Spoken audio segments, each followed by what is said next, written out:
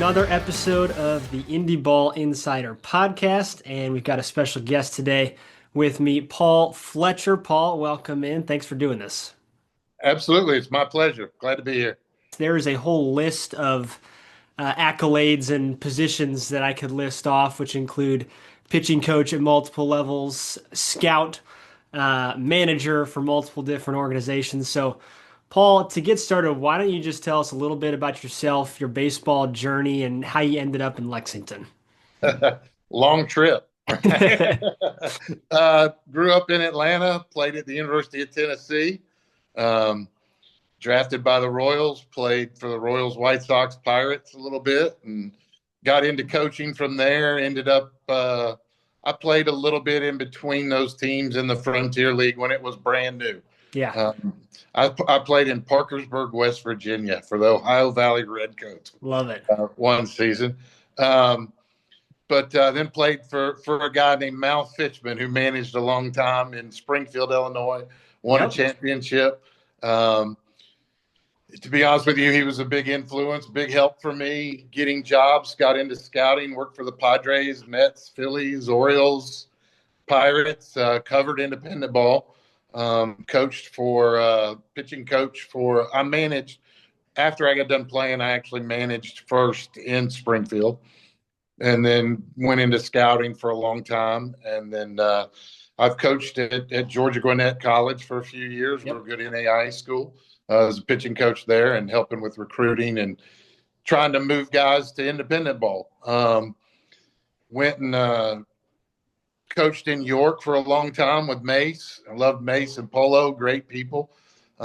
Really enjoyed my time in York. And then COVID came along and decided to go a different direction and do some things in Atlanta back with travel ball and some things there. And went to Australia a couple of years ago and got the itch again for pro ball and ended up in the Pioneer League. Went out there first pitching coach for half a season at Glacier, and then ended up managing Glacier the following year. And then we had a really good season. We had a bunch of guys get signed, and a guy Jonathan Pintaro, who ended up in the big leagues. Yeah. A lot of guys doing well off that team, really good group of guys. And then kind of led me here to Lexington, where, I felt like last season was a good year and hoping we have a better one next. So, yeah. Totally. I love it. Yeah, I was trying to do some research looking at where all you had been, and I saw Canberra on the list. I was like, oh, of course. Got to make a stop outside of the U.S. eventually. Right? Absolutely, right? Yeah. I love that league. I feel bad that league's having a rough time right now. Yeah. I wish they could get that league really solidified, because it is if I'm a player, if I'm a coach here, man, what a great place to go.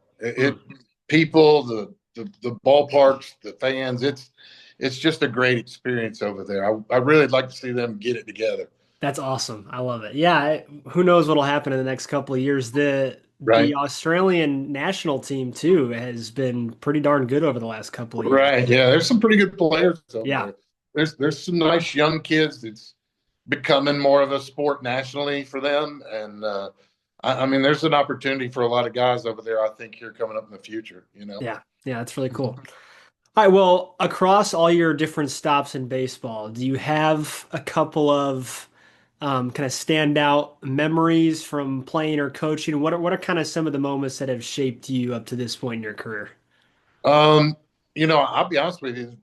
One big thing that shaped me was the first time I got released. Right? Fair enough. That'll get you, Yeah. right? That'll wake you up. You get released and you really start that thought of, what do I do now?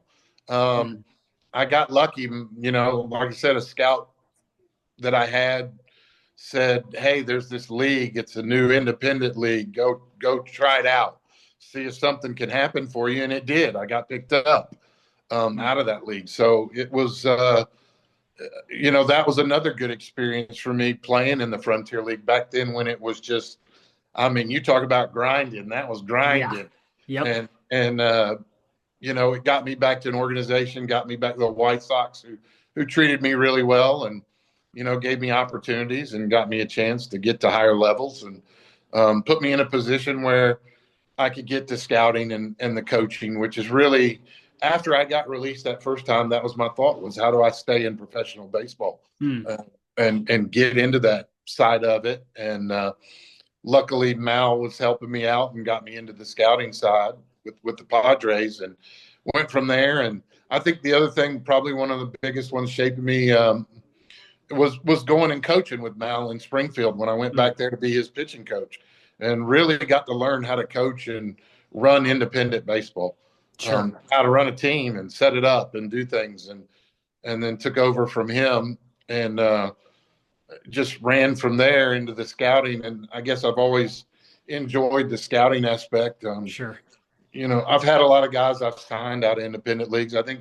Josh Smoker was one of my favorites. It was a guy that everybody had given up on, and I just happened to catch him at the right time and get him to the Mets, and he ended up, I told him, and it's a funny story. I had told him, I was like, I just worked him out. Literally, we had just gotten done working out, and I had to catch him, which was no fun whatsoever. And he was absolutely just dotting that day and throwing good. And I called the Pirates, who I was actually doing stuff for, and said, hey, this is a guy that I think's got a shot for the big leagues this year. Former first-round pick. And, and they're like, let him play for you in York, and we'll go from there. Right. And I was like, well, do you mind if I call a couple teams? And they were like, no. And, I mean, I've got him, the kid and his dad, standing right there beside me. And I called a buddy of mine with the Mets at the time. And I said, you remember this kid? And he was like, yeah. And I said, I'll bet you a steak dinner that this kid pitches in the big leagues for you this year if you give him a shot. And he said, well, he told me to hold on a minute, comes back and said, and this was like a Saturday. Sure. And he goes, can he be down here Wednesday to throw for us? And I, without even asking him, I said, yeah, he'll be there. Yeah. Yeah. I mean, and they were just as shocked, Right, hey, right. You got to be in Port Lucie on Wednesday. Figure it out. Wow. And he threw 10 pitches for them, and they called me and said, we're absolutely signing him. And they were like, no way, though, what you think? And I'm like, I'm telling you, he's going to pitch for y'all in the big leagues. And went to double. I think they kept him in extended, and then sent him to A-ball, and then gave him a long shot in Double-A, made the All-Star team, and he was 40-man by the end of the year and on their playoff World Series roster. Unbelievable. And I told him, and that's a good feeling when a kid like that who thought it was really over. I mean, he had to go to the Frontier League tryout and struggle through the Frontier League. And, I mean, it's a first-round draft pick. Right. And this is a guy that just kind of had some injuries and some bad luck, and to give him that opportunity, I always feel good about a guy like Jonathan Pintaro from a shorter college. And I'll be honest with you, my ownership in Glacier wanted me to cut him. Wow. Before the season. And I was like, you're out of your mind. Yeah. You're out of your mind. I'm not cutting that kid. And pitched in the big leagues a year later. Right. I think that's a great story, Yeah. Totally. Yeah. Well, and you talk about, obviously you see guys with, high affiliated level experience or even major league experience in these leagues sometimes, but you also get guys like that, right? Played for a college that nobody's ever heard of before. You talk about working for an NAIA school. I'm a little biased. I also went to an NAIA school, but I love seeing those guys play professional ball, because it's like, you don't have to go to a D1 school to be a pro ball player, right? I mean, these guys. They're good players everywhere. Really good. Yeah. Well, you kind of already touched on this a little bit, but you've had experience in a couple of these different leagues. As you're managing now in the Atlantic League, what kind of experiences have you used to kind of put that towards maybe your managerial style, or how you go about, putting together a team, or how has kind of your career shaped how you are as a manager these days? Yeah, I mean, I looked at how I played. I was not a high draft pick. I was a 24th round guy, and had to kind of grind my way through it. And I've always used that. Those are the kind of guys I like. I'm a little old school with my thought. I've done the scouting even into the modern analytics Yep. era. So, I understand how that works and what teams look for and the direction they're trying to go in. And I try and implement that into my team. I mean, I think Right. it's something, I've got an ownership that's wanting to move players, but also wanting to win and be competitive. Yep. And that's not an easy thing to do. Yeah. It'll get you. Last year Sure. we sold 5 contracts in the first 3 weeks, and we had started off in first place and we're hot. And Yeah. Yeah. it's nice when you have guys like that, and they were all levels. I'd signed one of the kids I had signed out of the Atlantic League tryout, Hmm. and he got signed by the Braves. And a couple of guys that hadn't ever been in organizations but had been in the Pioneer League with me, and then Drew Ellis, who is a big leaguer. Right. So it is such a different breed of ball here. And Sure. I'll be honest with you, working under Mace in York for those 6 years was big for me Mm. in getting an understanding. He had a plan, and Sure. how he went about putting the team together and how we did it. And to be honest with you, I tried to do it a lot that way, but also integrate in what I know analytically and numbers wise, what I think will work and might give a guy an opportunity to get signed again. Right.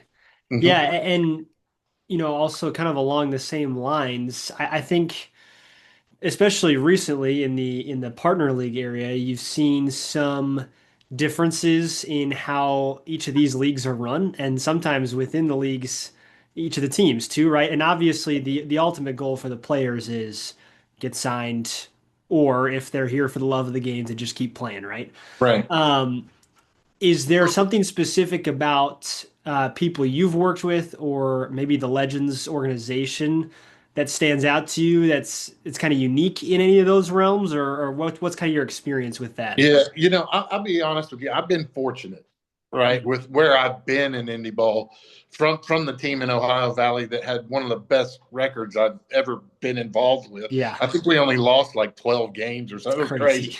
crazy. And then, even in Glacier, what a beautiful place. Mm, Great place to play. And that was a really fun team to put together.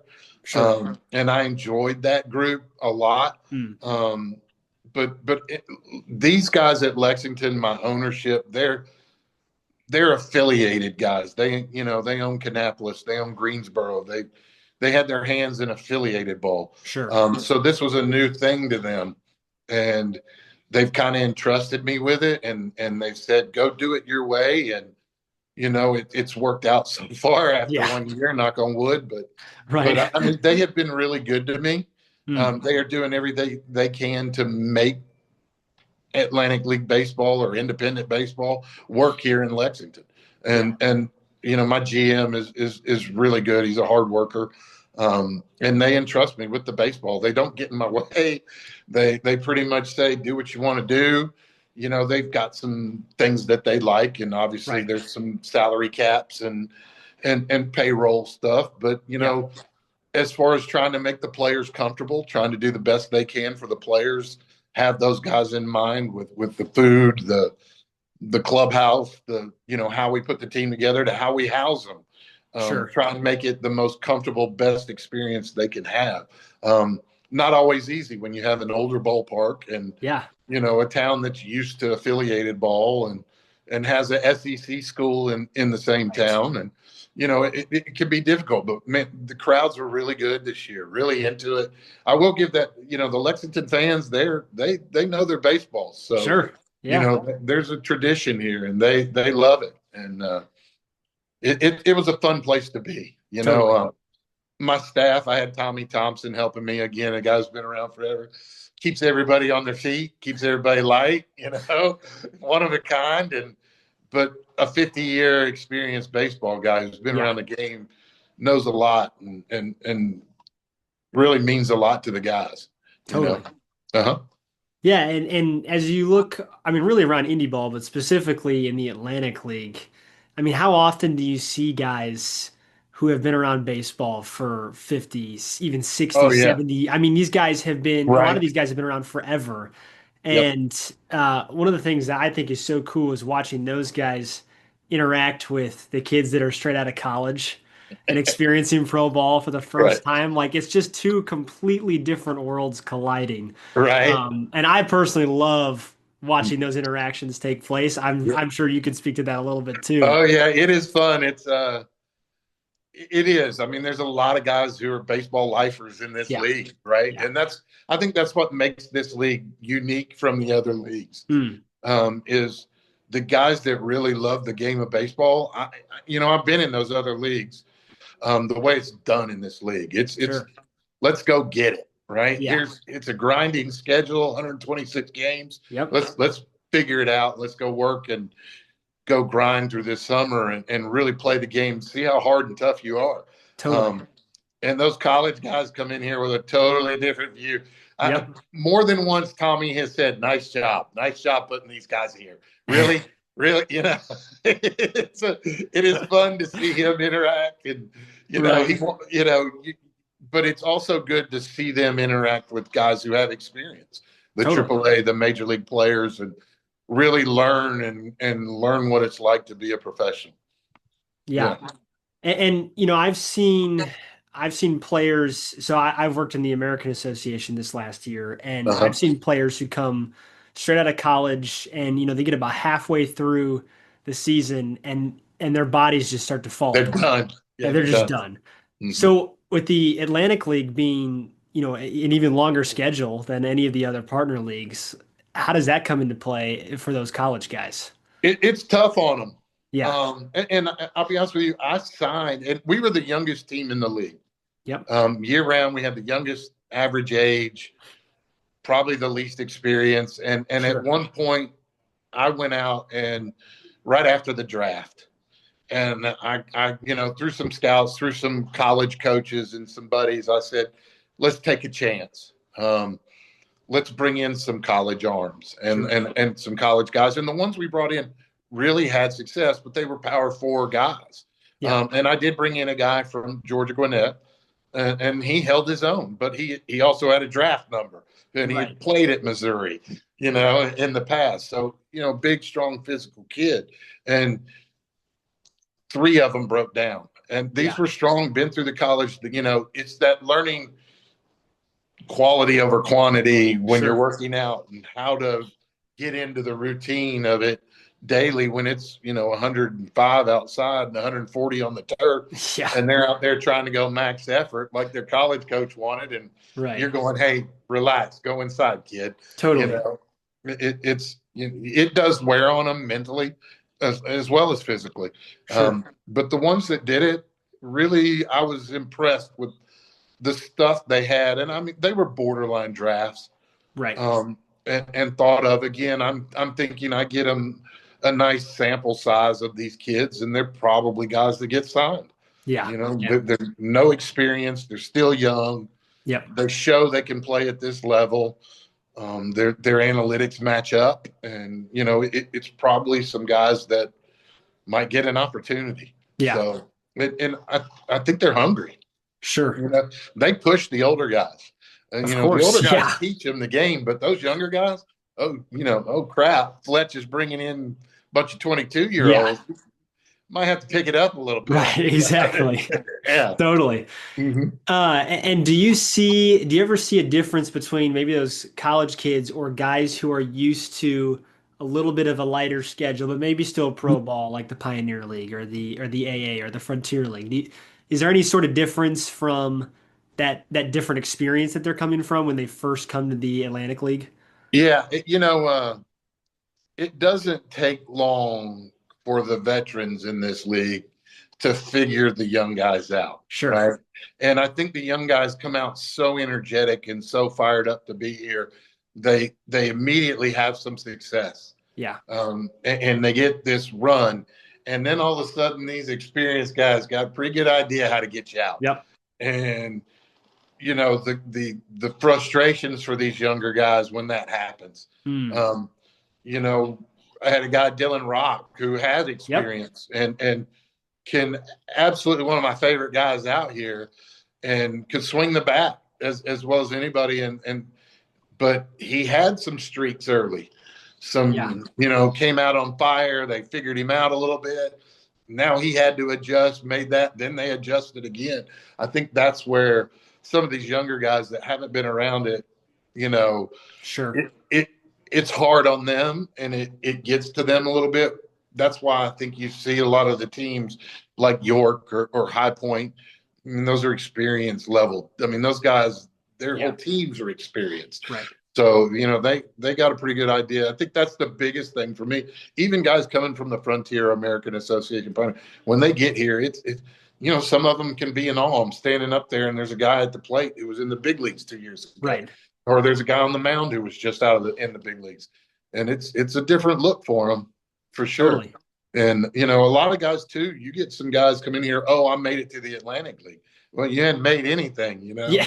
It's you better show up. And it's still a results-driven game. Totally. And I think it wore on some of my guys this year. That's why I got a lot of returners. Sure. And for me, that was good. I like where we were at. I'm happy to have not a lot of turnover this year. And everybody I really wanted to come back and want to be here, they want to come back. And that's a good thing for the clubhouse and everything. But I think it's some of those guys that had been in Pioneer League and Frontier, and now they're a year into this league. I'm looking for kind of upside. And then I've added a couple guys that with some AAA experience, and I think they're going to be, you got to have them. So totally. Yeah. And while my team probably is younger this year, even than last year right now, age-wise, there's a more experience level. There's a lot of AA, AAA guys on this team, or guys who've been in this league now. So totally. Yeah. Yes. Well, with that, let's kind of shift towards next season. If you had to pick one or two things to improve on from last year, or if you have any goals for Lexington this year strictly from a baseball standpoint, what would that stuff be? A couple things for me. We had the best home record in the league. Yeah. We had one of the worst road records. Totally. We've got to figure out the bus trips from Lexington to everywhere are rough. It's hard. We got to learn that hey, we're getting off a bus in 9 hours in Southern Maryland. Yeah. You got to play. Right. You got 2 hours to figure it out, and we're on the field. Mm-hmm. So, or going to Long Island or Staten Island or even York and Lancaster. Those are heavy bus rides. Yeah. And figuring those out, how we can get better on the road. I think that's one thing for me. Totally. Even a 500 record on the road puts me into the playoffs without a question. Right. So, I think that's the other goal, is getting to the playoffs. My ownership wants that. I think it's something, this was the first winning record they had in Lexington in 7 or 8 seasons. And I think that's big to build off of. In terms of, hey, we made some strides, but the next one is we need to get in that playoff run. Totally. And see what we can do from there, just to try and kick up the energy a little bit for baseball here in Lexington, Yeah. Mm-hmm. Yeah, it seems like from an outside perspective, as much or as little as there is like rebuilding in Indy ball, right? It seems like Lexington has been on the uptick recently, and it's fun to watch because there are a lot of guys who, even just from watching highlights and seeing stuff on social media, like you can tell those guys want to win. That's really cool. Yeah, it was a good group, Yeah. We had, Dylan Rock having his 8 home runs in 8 games, to Zane Washington getting back-to-back nights on SportsCenter top 10. A lot of good things. Drew Ellis, I think he walked off every game he was here. It was amazing how the guy just had a knack for it. Yeah. And seeing these pitchers develop, and some guys now getting opportunities to play in Mexico or wherever they're going to go. Some of these guys that developed, or even a guy like JT Riddle, who got to retire, and he hadn't played in a month, and we put him out there the last game and he gets 3 hits. Yeah. It's and just to go out in that manner, and just to know that they had a good time here in Lexington. Lexington's a good city. It's a good city. Yeah. And it's a social area for the guys, and it's a fun place. We do take care of them. Like I said, we try and I try and let them be themselves. I don't try and force them to be something they're not. I expect my team to be led by them. Yeah. It's not my team; it's their team. I'm just the one who directs you where to go, Right. and I want them to take charge of that clubhouse and what we do on the field, and let them run it. And they seem to enjoy it and run with it. And, it's good to have a guy like Curtis Terry or Ronnie Dawson or Totally. Drew Ellis or JT Riddle. And I think we've got some of those type of guys again next year coming back, even with Atwood and Rock and, a guy picked up towards the end of the year, Brendan Dixon, and even some of the new guys, a couple of the new ones I've got coming in. I think they're going to be leadership type guys. They've been in organizations in AAA. This is how you play the game. Totally. So, yeah. Mm-hmm. And then, looking at the competition, last year there were a couple emerging teams. Obviously, now you've got the back-to-back champions in York too. And Yeah. what about the potential competition in 2026 excites you for the Legends? Yeah. Well, we know Gastonia and High Point. Those are always fun series. Charleston's close, so it's a rival. Right. In terms of that, Southern Maryland will have new people. Hagerstown, Minnecazi's going there. Mark's a good coach. That makes the league better. Sure. You always get York. York is, man, I love what Forney's done and how he's put his teams together. And Ross always does a good job in Lancaster. So, every time you go on these 6-game road trips where, we're a 6-game series, how do I figure my pitching out? But our guys are up, we're not going to surprise anyone, kind of like we did a little bit this year. Sure. I think, people realize we're going to be a feisty team. We're going to be that group that just, hey, they shouldn't be out here with us. We're way more experienced. But guess what? You're going to get into it when you get here. And we're always seem to be in a game and they're fighting and they're hungry. And, we're hoping just for a few more wins. So that playoff spot, I want to get Jamie. I want to totally. I love it. Yeah. All right. Well, before we end things here, you got any words for Indy Ball fans, players who are looking forward to 2026? We still got some time in the off season, right? So sit back and relax a little bit. But man, 2026 is shaping up to be a fun year in the Atlantic League, in all these other partner leagues, and all Indy Ball. Anything, shed some light on anything? You got any words of wisdom that people should be waiting to hear on the edge of their seats here? Think you need to really follow it the next year or so. Really pay attention to Indy Ball, especially a league like the Atlantic League or American Association where the experienced guys come into play. Because with everything that's going on in MLB, and the way things look for that, there's going to be some names that end up playing independent baseball that are going to surprise you. And I think the talent level's gotten better. I mean, MLB has dropped so many teams. You get a lot of guys that are pretty freaking good. Yeah. It's independent ball. It's a fun family. You're right on top of the game. You get a look at some good guys and just come. I mean, I just think it's going to be real interesting over the next couple of years. Yeah. How these seasons progress out.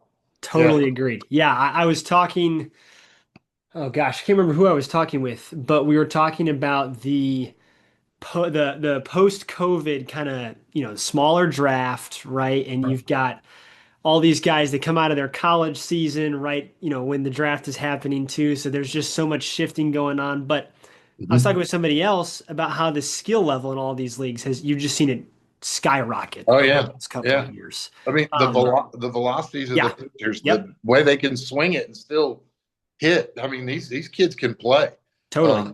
And these are kids, normally you're going, God, he should be in high A ball at the worst. Yeah. So, I mean, I think the competition level is way better. And I think it's, MLB, maybe they're biting them, but I think you're going to see some pipeline stuff too. These clubs are going to need players. And totally.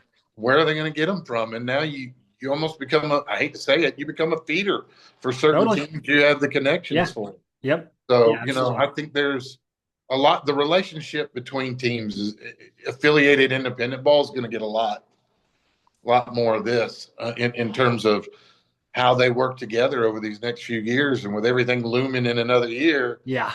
I had a scout actually tell me, you might become my best friend in 27.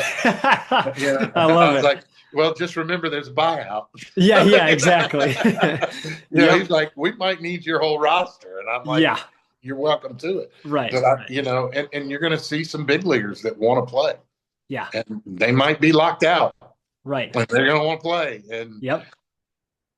you know, I think you might see some really cool stuff and it's going to change the landscape Sure. of where these leagues are. Yeah, absolutely.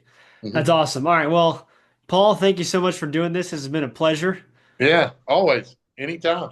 And we will, I like chatting back and forth about indie ball via whatever medium that is. So I hear continue you. to reach out and thanks for doing this. Absolutely, anytime.